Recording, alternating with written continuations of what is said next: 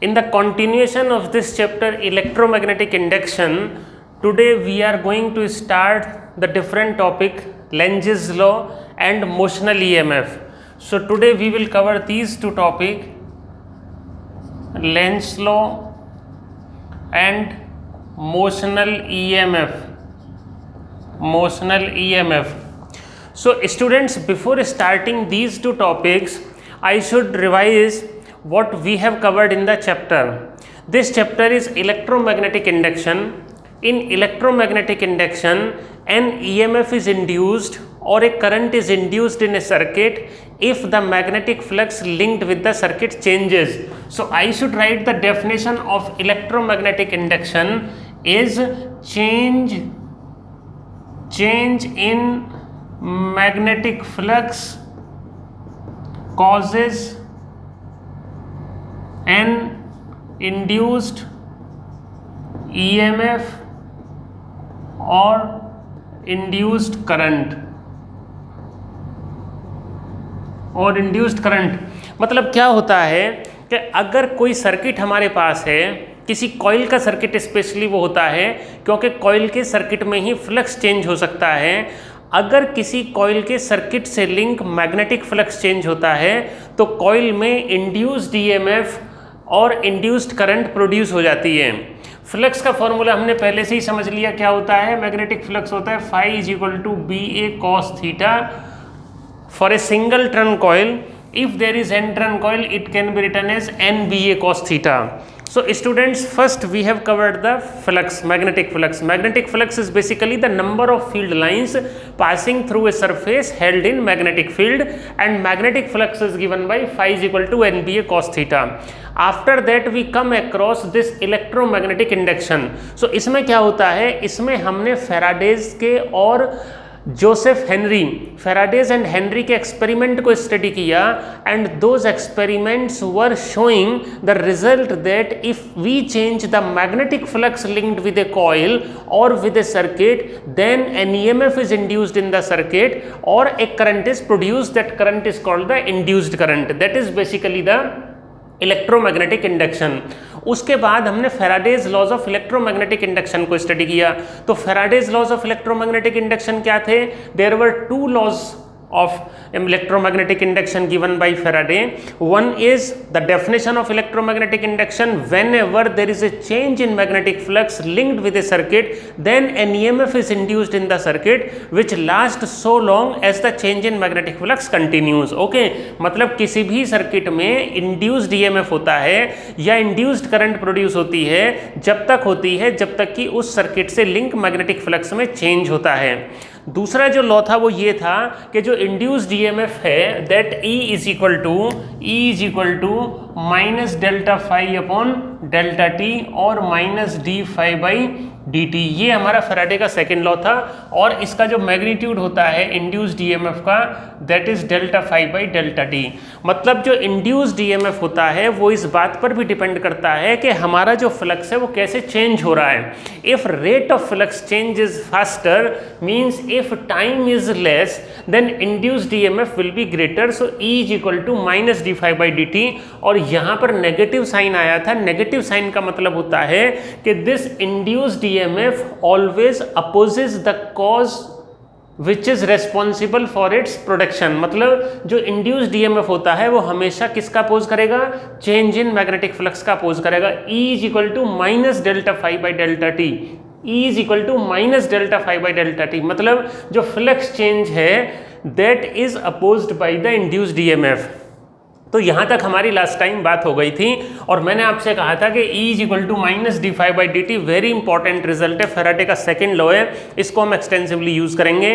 तो मतलब एक कंक्लूजन निकल के आया, in one line I should tell you कि change in magnetic flux causes an induced EMF और induced current in a circuit. If there is a change in magnetic flux in a circuit then an induced EMF और induced current is produced in the circuit। इसको induced इसलिए बोलते हैं, ये जो potential difference और current है इसको induced इसलिए बोलते हैं कि अगर हम कुछ एक एक्सरसाइज करते हैं तो उससे सेकेंड रिजल्ट हमारा प्रोड्यूस होता है।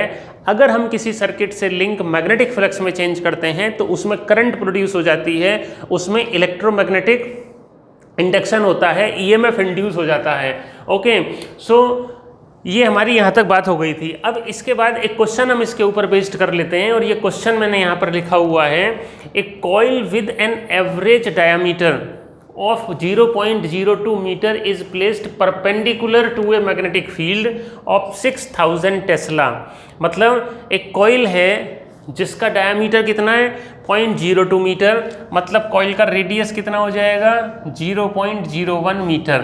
ओके, मैग्नेटिक फील्ड के परपेंडिकुलर रखा हुआ है, मतलब मैग्नेटिक फील्ड के परपेंडिकुलर रखा हुआ है, मतलब मैग्नेटिक फील्ड जैसे मान लीजिएगा इस डायरेक्शन में है, ठीक है, मैग्नेटिक फील्ड हॉरिजॉन्टल डायरेक्शन में है, तो इसके परपेंडिकुलर ऐसे हमने रखा हुआ है कॉइल को, ठीक है।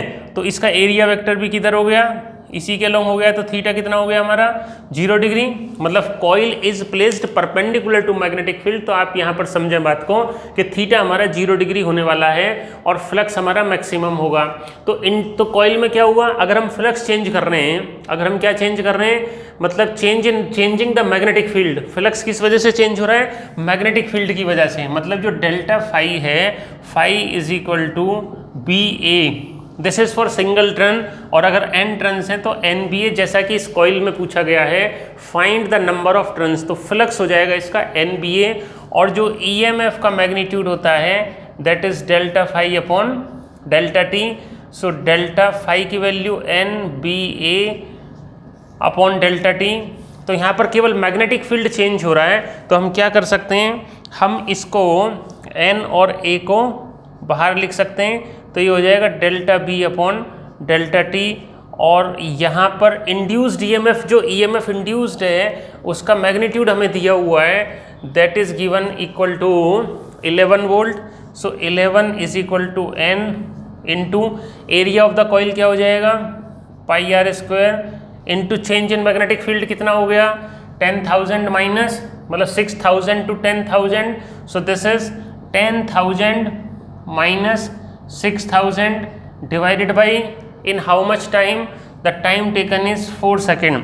सो यहाँ पर हम वैल्यूज पुट करेंगे, so 11 is equal to N into pi की value 22/7, radius 0.01 into 0.01 into that is 4,000 और यहाँ पर 4, तो ये कैलकुलेशन करके हमारा आंसर आने वाला है, ये 11 से 22 कैंसिल हो गया 2 टाइम्स, और ये 4 से 1000, ये 2 0 से 2 0 कैंसिल हो गया, 1 0 यहाँ चला गया पॉइंट, तो ये n इज इक्वल टू हमारा आ गया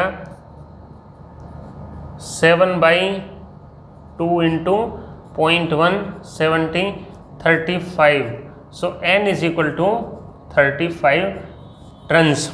तो मतलब एक्चुअल में क्या होता है, जो कॉइल होती है, you have seen in Faraday experiment, आपने फैराडे के एक्सपेरिमेंट में देखा होगा कि ये जो सर्कुलर कॉइल होती है इसमें काफ़ी सारे नंबर ऑफ टर्न्स होते हैं। तो कॉइल में जो नंबर ऑफ टर्न्स होते हैं वो इसलिए नंबर ऑफ टर्न्स हम इंक्रीज करते हैं सो दैट हमारा जो मैग्नेटिक फ्लक्स है वो ज़्यादा चेंज होए।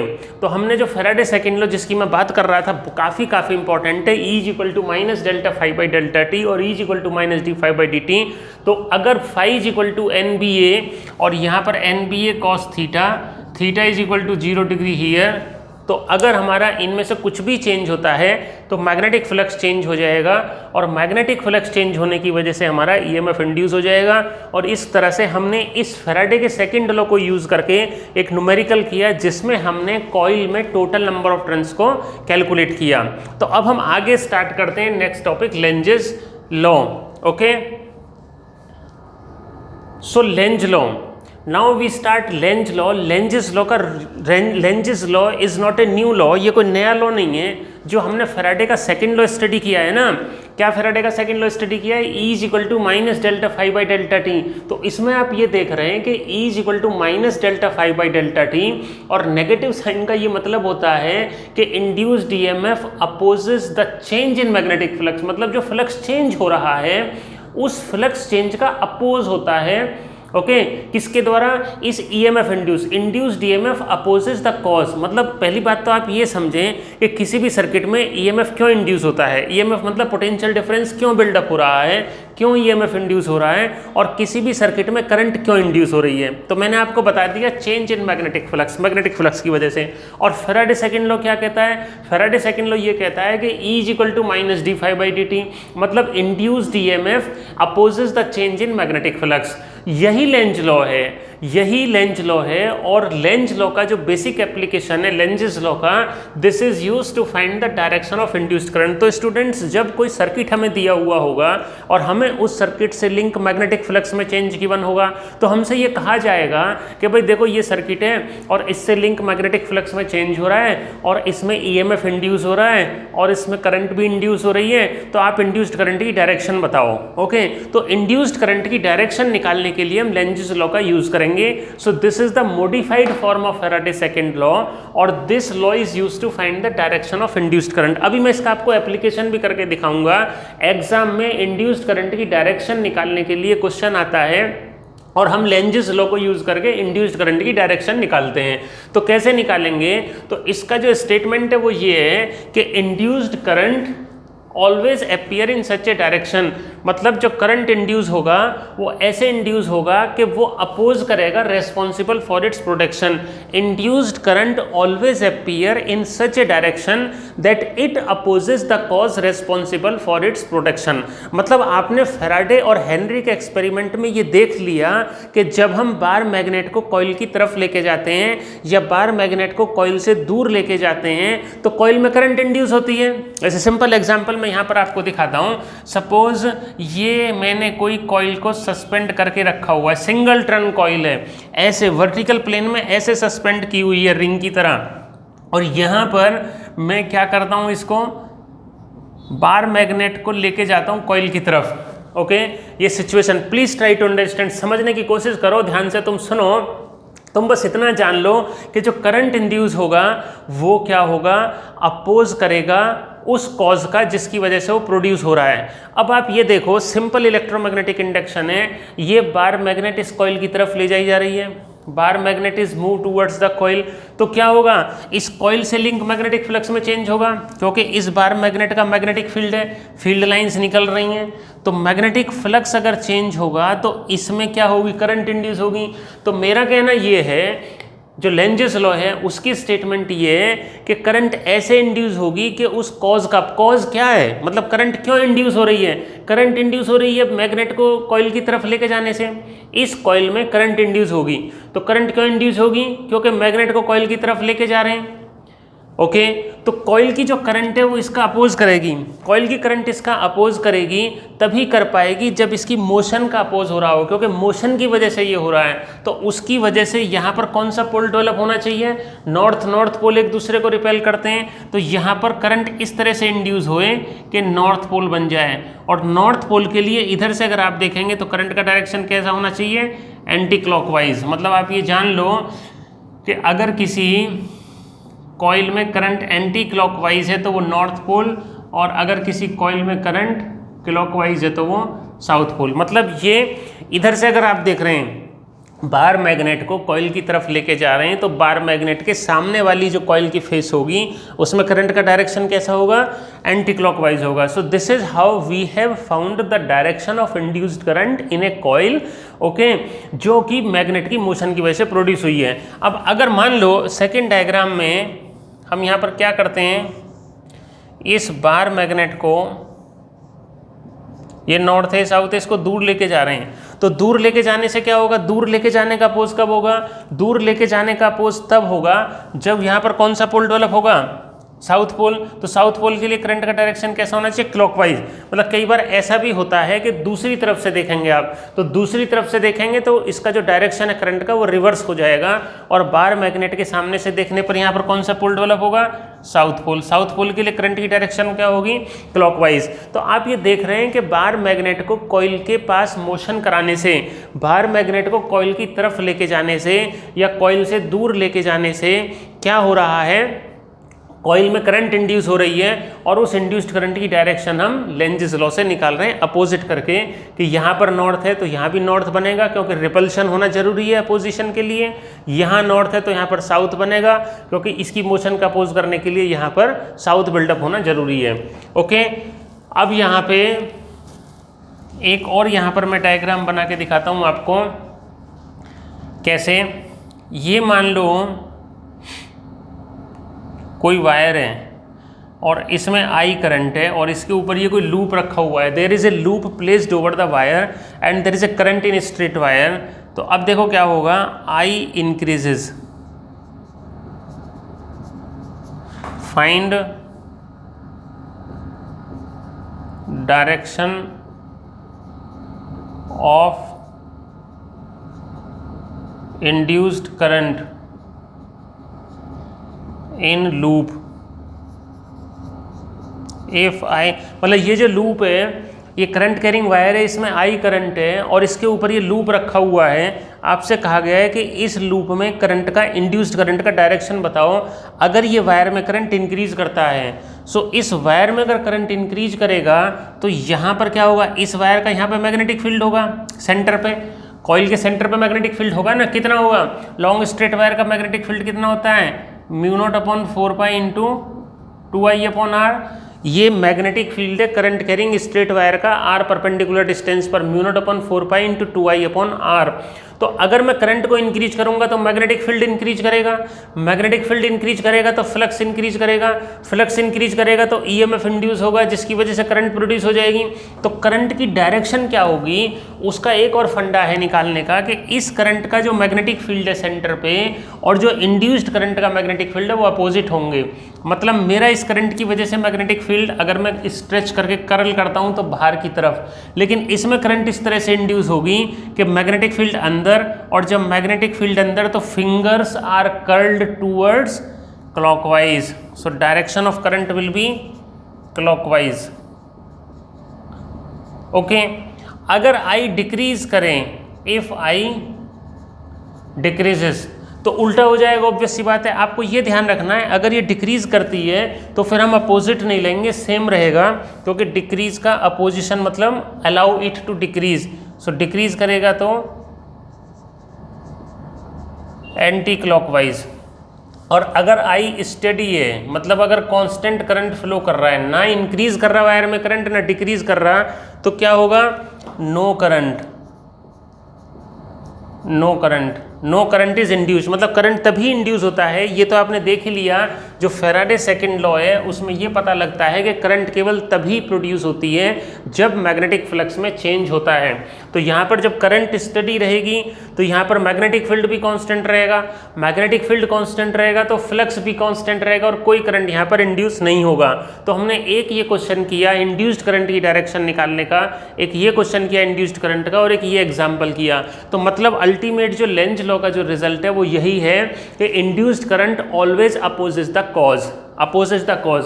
यहाँ पर इसकी तरफ लेके जा रहे थे तो मोशन के कॉज के लिए इसको रिपल्शन करने की टेंडेंसी की वजह से यहाँ नॉर्थ पोल बिल्डअप हुआ, नॉर्थ पोल बिल्डअप हुआ तो करंट कैसी गई, एंटी क्लॉकवाइज। इसको हम दूर लेके जा रहे थे तो अट्रैक्शन की टेंडेंसी की वजह से साउथ पोल बिल्डअप हुआ, साउथ पोल बिल्डअप हुआ तो करंट कैसी हो गई, क्लॉकवाइज। और यहाँ पर हम एग्जाम्पल देखते हैं, suppose another example of induced current की डायरेक्शन निकालने के लिए हम क्या करते हैं, देखो जरा, ये what is this, this is the region of uniform magnetic field. ये हमारा यूनिफॉर्म मैग्नेटिक फील्ड का रीजन है, perpendicular to the plane of paper acting inward. ठीक है, magnetic field perpendicular and inward, मतलब बोर्ड के प्लेन के परपेंडिकुलर अंदर की तरफ मैग्नेटिक फील्ड है। इसमें सपोज कोई सर्कुलर लूप है, इसको हम फील्ड के अंदर लेके आ रहे हैं। मतलब हमें क्या क्वेश्चन क्या है कि there is a uniform magnetic field perpendicular to the plane of paper acting inward, उसमें किसी सर्कुलर लूप को मैग्नेटिक फील्ड के अंदर लाया जा रहा है। तो लूप में जो करंट इंड्यूस्ड होगा उसका डायरेक्शन आपको बताना है। कैसे बताएंगे, जब हम इसको अंदर लेके जाएंगे तो इसका एरिया फील्ड में इंक्रीज होगा, क्योंकि ये जैसे जैसे अंदर जाएगा लूप का एरिया फील्ड में इंक्रीज होगा, फील्ड में एरिया इंक्रीज होगा तो फ्लक्स इंक्रीज होगा, तो phi is equal to B A और N B A, area increase होगा तो फ्लक्स इंक्रीज होगा तो ईएमएफ इंड्यूस होकर करंट आ जाएगी। तो अब करंट कैसे आएगी, ये मैग्नेटिक फील्ड है अंदर, तो इस कॉइल का जो मैग्नेटिक फील्ड होगा इंड्यूस करंट का वो बाहर, तो बाहर मैग्नेटिक फील्ड की टेंडेंसी में करंट कैसी हो जाएगी, एंटी क्लॉकवाइज। अगर मान लो ये ट्रायंगुलर लूप है, इस ट्रायंगुलर लूप को बाहर लेके जा रहे हैं ए बी सी, तो यहाँ पर क्या होगा, यहाँ पर हम अपोजिट नहीं करेंगे, इसको बाहर लेके जा रहे हैं तो एरिया डिक्रीज हो रहा है, तो मैग्नेटिक फील्ड जो इंड्यूस्ड करंट का होगा वो ऐसा ही होगा जैसा कि ओरिजिनल मैग्नेटिक फील्ड है, तो ये क्या होगी करंट की डायरेक्शन क्लॉकवाइज। तो मतलब सिंपल एक्सप्रेशन से, सिंपल रिजल्ट को यूज करके हम इंड्यूस्ड करंट की डायरेक्शन निकाल लेते हैं, यही हमारा लेंज लॉ है। और एक और इसमें रिजल्ट होता है, it obeys the law of conservation of energy. Lenz law is in accordance with the law of conservation of energy. Okay, तो कैसे, ऐसा इसलिए क्योंकि in Faraday's experiment when bar magnet is moved towards the coil तो current appears, ठीक है, induce current produce होती हैं, तो जो इलेक्ट्रिसिटी प्रोड्यूस होती है, electrical energy is at the cost of mechanical energy. Okay, and there is a conservation of energy because the amount of work done in moving the bar magnet appears as an electrical energy in the coil. Okay, so this is all about Lenz's law and we will continue in the next class. Okay, thank you and thank you so much.